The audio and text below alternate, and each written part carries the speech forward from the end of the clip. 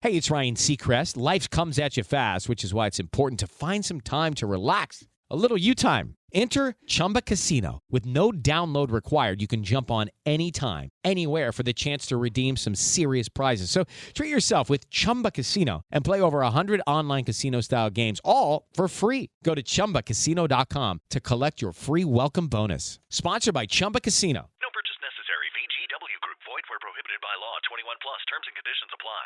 Welcome to the Deep Dive. Today, we're looking at a really interesting set of search terms, all centered around one word, Harvard. Yeah, it's quite the mix we've got here. It really is. We see the expected, like Harvard University, obviously. Yeah. But then there are names Alan Garber, Elise Stefanik. And the political dimension is strong too, isn't it? Harvard, Trump, Harvard. Even Harvard rejects Trump. That one jumped out. Plus, you have the Harvard Endowment, the word Antisemitism, and interestingly, the Boston Globe. Mm-hmm. So the idea is to kind of piece these together, see what picture emerges. Exactly. Let's try and understand what this cluster tells us about Harvard at this particular moment. Okay. Well, starting with the core, Harvard and Harvard University.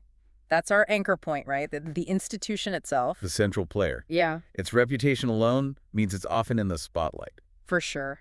Which leads us maybe to those political terms, Harvard, Trump, Harvard, that rejects phrase. Right. Why so prominent, do you think? Is it just the big names involved? Well, partly that, probably. But Harvard, being seen as, well, elite, it often becomes a sort of symbol, doesn't it, in wider political debates? A symbol. Or maybe a target. Could be both. And that idea of Harvard rejecting Trump, well, that speaks volumes, potentially, about values or maybe perceived ideology. Yeah, that makes sense. So what about Elise Stefanik? How does she connect here? Well, she's a notable alumna, right? And very active politically.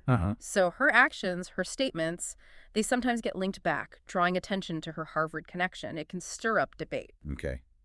And Alan Garber, his name popping up suggests. Usually when a leader's name is being searched like that, it means they're involved in something significant, maybe policy changes, public statements, dealing with challenges. So likely linked to current events or the university's direction. Makes sense. Then you have the Harvard Endowment. That's always lurking, isn't it? The financial side. It's massive.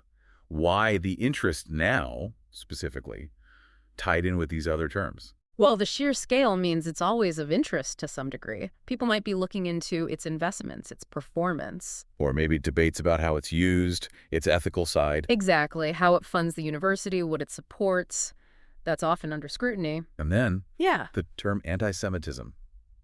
That's a heavy one. Yeah. Its presence here feels significant. It really does. It strongly suggests Harvard is, like unfortunately many universities, grappling with this issue, maybe specific incidents or broader campus climate discussions. So it's a major part of the current public conversation about Harvard. Seems unavoidable, based on the search data. Okay, and lastly, the Boston Globe.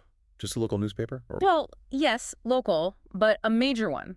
Its inclusion implies these other topics, Trump, Stefanik, Garber, the endowment, anti-Semitism, are being actively reported on.